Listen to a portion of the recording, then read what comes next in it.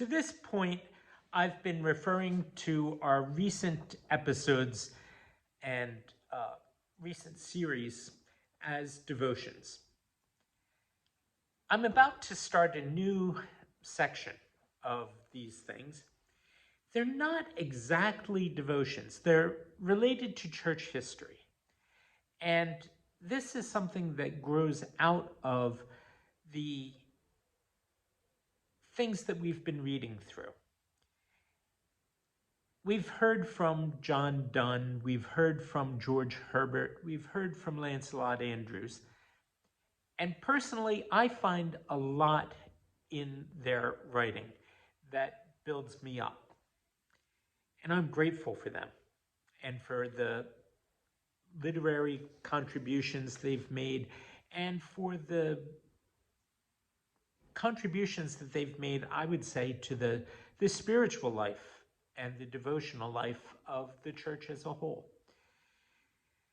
They were living and praying in the early 1600s in England. And they were doing that in a way that they understood as both coming out of a long and faithful tradition reaching back all the way to the days of the apostles, but also that had been undergoing great reform in the previous 150 years to try to bring some of the abuses that had grown up during the Middle Ages back under control. They would speak of it, and we would begin to adopt it as a label. The whole period being called a reformation, a reforming of the church. There were those who also lived and prayed at the same time and in the same place, who did not look with the same fondness on all the traditions that they maintained, and considered some of them downright idolatrous. Now, Lancelot Andrewes especially, and John Donne, but also Herbert and their compatriots, their colleagues, let's say, were part of the established English church. And they, especially Andrewes, had connections at the highest levels, both of church and state. There were people who opposed the things that they were doing, and that brought them into opposition to the state and to the established church. And while we're at it, a lot of those people did not come from the same background that those men did, economically or socially. Some of them became Puritans who wanted to further purify the church. And then there were those who said, no, it isn't going far enough simply to do that. We need to separate ourselves from that stuff entirely. And they were called separatists. In the United States, we have a holiday that we look back on a particular settlement of separatists and the way that they managed to establish a small, very small colony that would disappear within a relatively short time. A colony called Plymouth, in a place that came to be called Massachusetts. One of the interesting things about that, they were not the only group to do such a thing.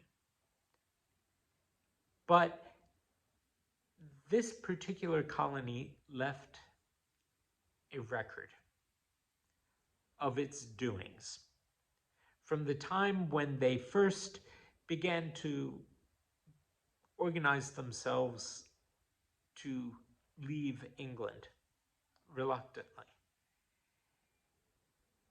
through the time when the colony would eventually be founded and dispersed. That record comes to us in part through William Bradford's book of Plymouth Plantation. The holiday that we think about them and others like them is what we call Thanksgiving, a harvest festival. What we think about and what we read about is their version. There were a lot of people who were already here when they arrived. And a tragedy had preceded their arrival. Because before the Pilgrims landed, smallpox had reached Cape Cod and the area around it. It had ravaged all of North America. But in the years leading up to what we would call 1620 and 1621, there were outbreaks that killed off entire villages. And that's one reason why the land was there for these newcomers to settle. As we look at things now, we realize there was a lot of tragedy. Things were not done in a way that took the people who were already there seriously. We can't undo that. And for many years, we've glorified the settlers in a way that was demeaning to the people who were already here and fails to take into account the tragic sides of the interaction. Having said that, nevertheless, we do have a record of what these people were doing, why they were doing it, how they thought, what happened, and there is much to learn from it, both good and bad. And again, it would behoove us to learn both of those things. So let's hear from the people that were not at the English court. And let's hear from the people that were not already settled in North America. Let's hear about people that were withdrawing from one place and trying to settle in another. And remember that all of us, one way or another, are pilgrims in this world.